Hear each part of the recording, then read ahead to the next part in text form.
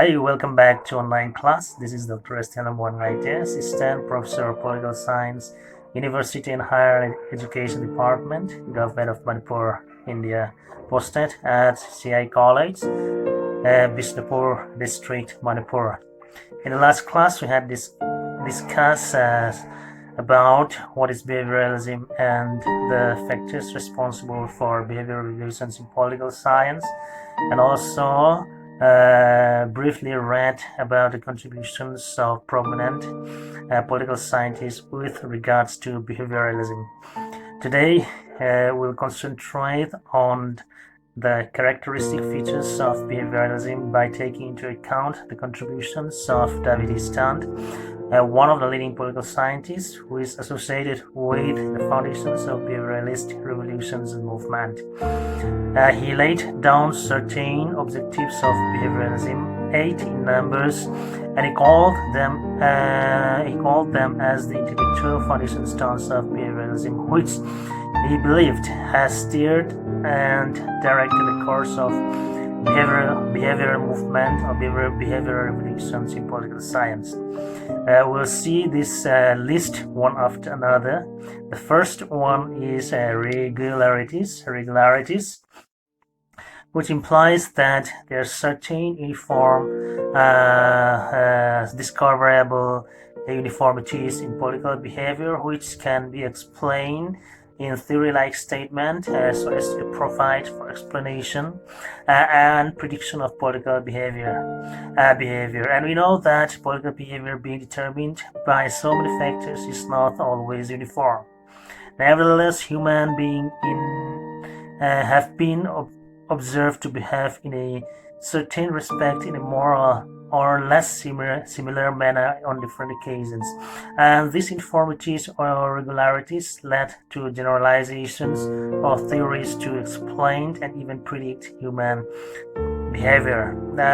Behavioralists in fact call for political scientists to continuously engage themselves in the search for regularities of political behavior and also for the variables associated with them. And also they are advocating giving up of purely descriptive studies in favor of rigorous analytical statement. List 2, verification, which implies that the uniformities or generalization of theory-like statement must be valid, which means testable in principle by reference to relevant political behavior. It should be subject to checking and rechecking. Behavioralists attach a great deal of importance to the adoptions of correct techniques for acquiring and interpreting the data and the use of research tools or methods which generate valid, reliable, and comparable data. 3. Technique. There are some acceptable public standard means and method for observing, recording, and analyzing behavior. They are regarded as methodological technique such as sampling, interview, panel studies, etc., which should remain to all. These techniques are continuously reformed and refined to make data of observation more reliable and communicable among scholars. List 4, quantification, which implies that uniformities obtained through observation should be precise, definite, and measurable for its purpose. They should be quantified or expressed either in number or symbols, as is done in natural sciences. Precision in the reading or recording of data and statement of findings requires a measurement which should be expressed in terms of actual quantities to facilitate proper analysis. List 5, values. The behavioralists drew a clear distinction between ethical evaluation and empirical explanation, which were concerned with values and facts respectively. They insisted that objective scientific inquiry has to be value-free or value-neutral. In fact, the behavioralist does not start their research with any preconceived notion or values because they believe that it vitiates or it spoils the findings. Even if they believe in fact or values, they either keep them separate or announces them beforehand. And they were also fully convinced that ultimate values or ends cannot be scientifically proved or disproved, as the source of origin, forms, and the ambit cannot be identified empirically.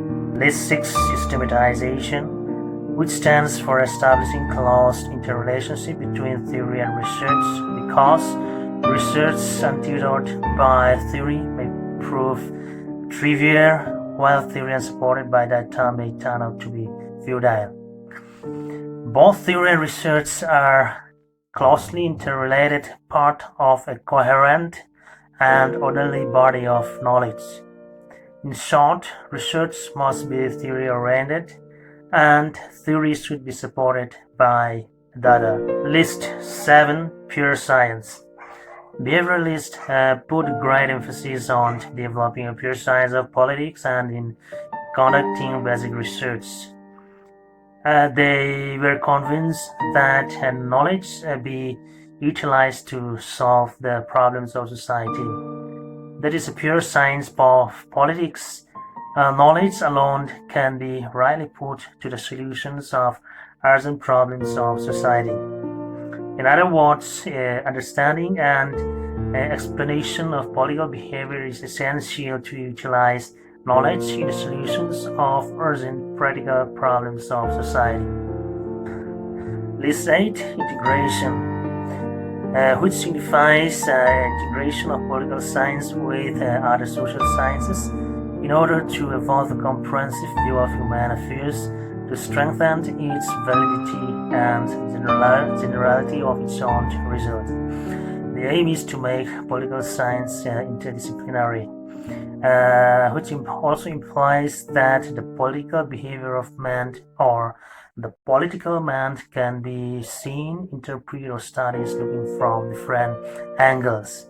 The political man can be understood as a whole by linking him with his other aspects: social, cultural, economic, religious, psychological, and historical. To conclude, behavioralism is not merely an approach nor a mere ordinary reform movement, but a total commitment to the broad and essential requirements of scientific knowledge. This strong enunciation of behavioralism as above involves both its early and later phases. Early behavioralism neglected values completely and was individual-oriented. Later, it moved towards macro study and incorporating values as facts or given. With this, we have come to the end of the class. In the next class, we'll try to see the significance, importance of behavioralism in political science, and also we may take up the post-behavioralism. Thank you.